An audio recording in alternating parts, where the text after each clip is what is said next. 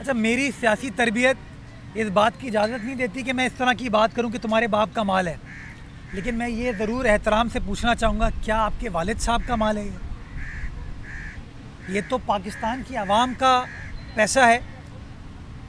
इस पैसे को आप बजाय इसके बेरोज़गार आदमी को रोज़गार देने के लिए, गरीब को महंगाई से के भंवर से निकालने के लिए इस्तेमाल करें।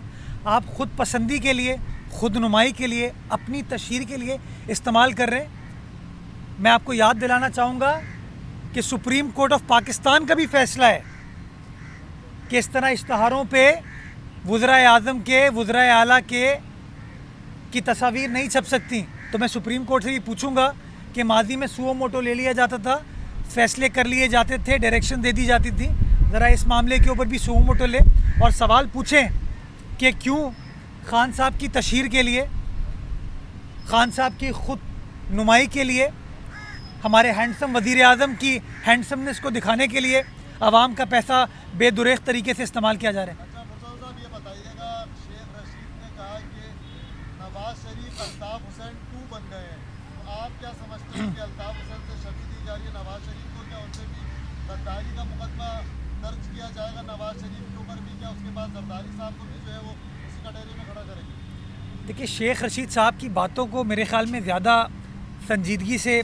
नहीं लेना चाहिए, और मैं समझता हूँ कि शेख रशीद साहब की जो ज़िम्मेदारी है वो वज़ारत रेलवे को चलाना है, और जो पिछले 2 साल में रेलवे का हाल हुआ है शेख साहब की हुकूमत के दौरान, उनकी वज़ारत के दौरान, वो सबके सामने है। तो बेहतर ये होगा कि शेख साहब अपने महकमे पर तवज्जो दें, अपने डिपार्टमेंट पर फोकस करें। अपनी हुकूमत की जो नाकाम पॉलिसीज़ की वजह से एक आम आदमी को मसाइल दरपेश हैं कि चीनी, आटा, अद्वियात, सब्ज़ियाँ नापैद हो चुकी हैं, महंगी हो चुकी हैं, उसके ऊपर अगर वो रोशनी डालें तो ज़्यादा बेहतर होगा। आसिफ अली जरदारी साहब ना माजी में इन केसेस से घबराए हैं, ना आज घबरा रहे हैं, ना कल घबराएंगे। ये केसेस बनते रहते हैं सियासी लीडरशिप के ख़िलाफ़। असल लीडरशिप वो होती है जो इन केसेस का बहादुरी के साथ, जुर्रत के साथ सामना करे। माजी में भी पाकिस्तान पीपल्स पार्टी की क़यादत ने मुस्कुराहट के साथ इन केसेस का सामना किया और पाकिस्तान खप्पे का नारा लगाया, पाकिस्तान की आवाम के नारे लगाए, और आज भी पाकिस्तान पीपल्स पार्टी पाकिस्तान की आवाम का मुकदमा ही लड़ेगी।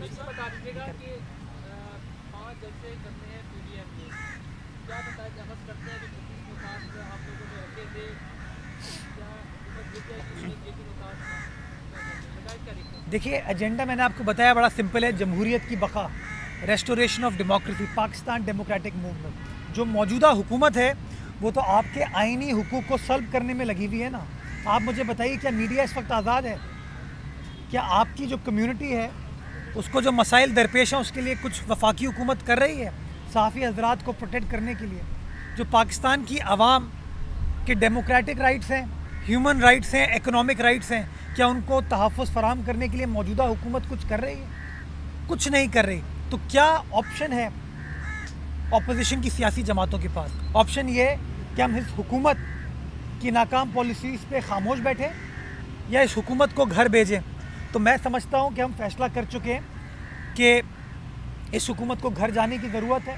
हम समझते हैं कि पाकिस्तान की 22 करोड़ आवाम के लिए chairman people's party Bilawal Bhutto Zardari उम्मीद शहर है, वो उनके तमाम हुकूक की उम्मीद है। और इंशाअल्लाह बिलावल भुट्टो जरदारी साहब जिस बहादुरी के साथ आवाम का मुकदमा लड़ रहे हैं, इंशाअल्लाह जीत पाकिस्तान पीपल्स पार्टी की होगी, पाकिस्तान की आवाम की होगी। ये आपका एक हो चुका है। वफाक और सिंध हुकूमत के दरमियान जो जज़ायर पे तनाज़ा चल रहा था, उसके पस मंज़र में वज़ीर आज़म ने गवर्नर सिंध को ये हिदायत जारी की थी कि ये मामला हल करने के लिए सिंध हुकूमत से बातचीत की जाए, बातचीत के बगैर ये काम आगे नहीं बढ़ेगा। लेकिन कल अखबारात में इश्तिहारात दे दिए हैं इस पर डेवलपमेंट करने के लिए, क्या कहेंगे? जिस शख्स को आइन की अलफ बे ना पता हो तो इसी तरह के वो इक़दामात उठाता है। पहले सिंध हुकूमत सिंध की आवाम के जजीरों पर काबिज़ होने की कोशिश की उस गैर कानूनी ऑर्डिनेंस का इजरा करने के बाद, उसके बाद बजाय इसके कि उस ऑर्डिनेंस को विड्रॉ करते, क्योंकि सारा सिंध सरापा एहतजाज है, सिंध की हुकूमत फ़ैसला कर चुकी है, सिंध की आवाम फ़ैसला कर चुकी है, बजाय इसके कि उस गैर कानूनी गैर आइनी ऑर्डिनेंस को आप वापस लेते वो दूसरा गैर आइनी काम करते हैं। गवर्नर साहब को कहते हैं कि जी आप सूबाई हुकूमत से बात कर लें। गवर्नर साहब का ये काम नहीं है। वज़ीर आज़म पाकिस्तान को सिंध हुकूमत से बात करनी चाहिए, लेकिन बात तभी होगी जब आप इस ऑर्डिनेंस को विड्रॉ करेंगे। ऑर्डिनेंस को क्यों विड्रॉ करेंगे? क्योंकि ये ऑर्डिनेंस पाकिस्तान के आइन के आर्टिकल 1 के मनाफी है। क्यों? क्योंकि आर्टिकल 1 बताता है कि आपकी टेरिटोरियल बाउंड्री क्या है।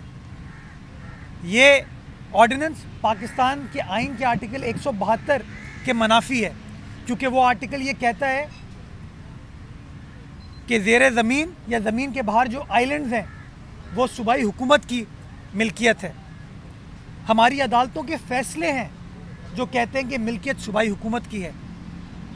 और आखिर में आइन का आर्टिकल 239 जो वाज़े करता है कि आप किसी सूबे की बाउंड्री को तब्दील कैसे कर सकते हैं।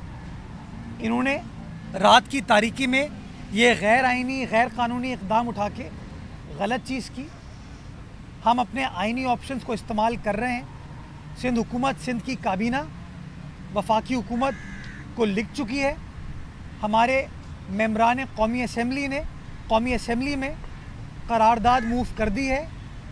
हमारे सेनेटर्स ने सेनेट ऑफ पाकिस्तान के अंदर करारदाद मूव कर दी है। और मैं एक बार फिर बावर कराना चाहूँगा कि हम इस गैर आइनी गैर कानूनी ऑर्डिनेंस को इम्प्लीमेंट नहीं होने देंगे, क्योंकि सिंध की आवाम का बलूचिस्तान के अवाम के हुकूक के मनाफी है और पाकिस्तान के आइन के मनाफी है ये ऑर्डिनेंस।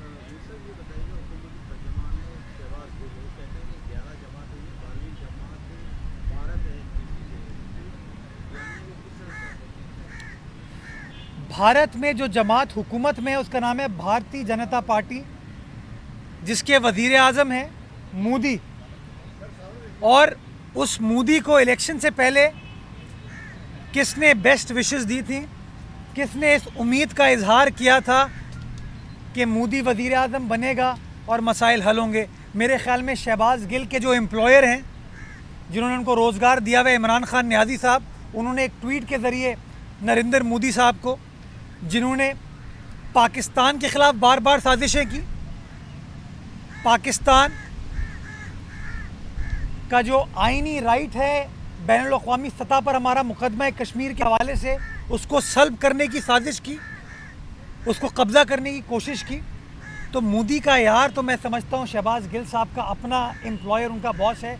बेहतर होगा कि नरेंद्र मोदी साहब के बारे में वज़ीर आज़म से सवाल पूछे तो बेहतर है। हम तो ये समझते हैं कि तहरीक इंसाफ की अवाम दुश्मन पॉलिसीज़ हो या भारत की अवाम दुश्मन पॉलिसीज़ हो, माजी में भी पाकिस्तान पीपल्स पार्टी पाकिस्तान की आवाम के साथ खड़े होते हुए उन पॉलिसीज़ के ख़िलाफ़ रही है, उनको बेनकाब की और आज भी इंशाअल्लाह करती रहेगी। आप कह रहे हैं कि आपने फैसला कर लिया है कि हुकूमत जाए, जिन्होंने हुकूमत को निकालना है उन्होंने फैसला किया है? मैं समझता हूँ फैसला जमहूर करता है और जमहूर आवाम से बनता है।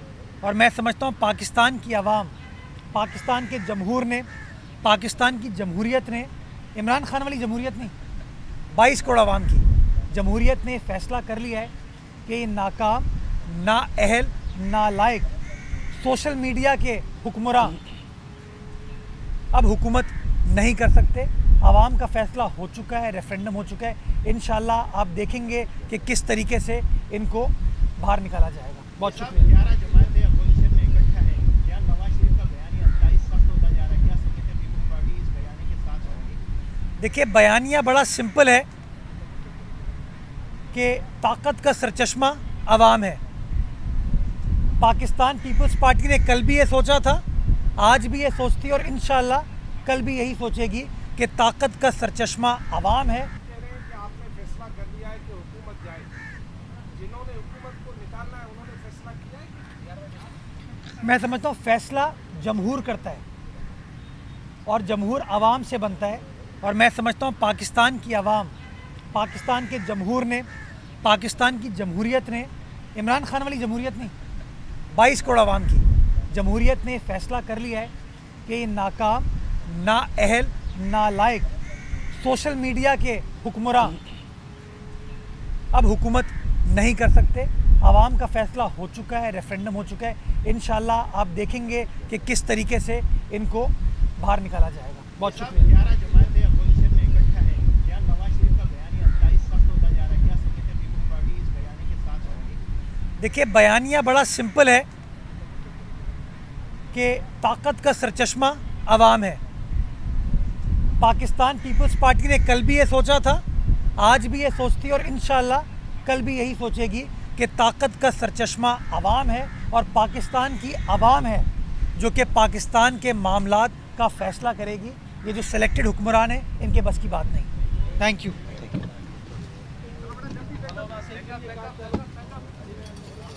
जल्दी सही भाई है भाई, बयान